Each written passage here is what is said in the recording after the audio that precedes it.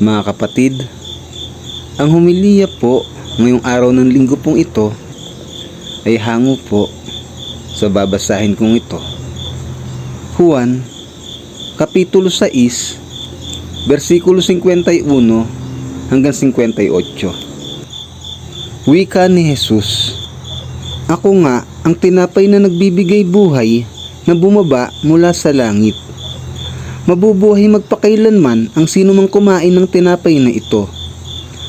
At ang tinapay ay ang aking katawan na ibibigay ko upang mabuhay ang sangkatauhan." Dahil dito'y nagkaroon ng mainitang pagtatalo-talo ang mga Hudyo.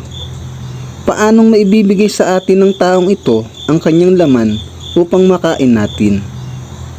Sinabi ni Jesus, "Pakatandaan ninyo, malibang kainin ninyo ang laman ng anak ng tao at inumin ang kanyang dugo, hindi kayo magkakaroon ng buhay. Ang kumakain ng aking laman at umiinom ng aking dugo ay may buhay na walang hanggan, at muli ko siyang bubuhayin sa huling araw. Sapagkat ang aking laman ay tunay na pagkain, at ang aking dugo ay tunay na inumin. Ang kumakain ng aking laman at umiinom ng aking dugo ay nananatili sa akin, at ako naman sa kanya." Ang mabuting balita ng Panginoon.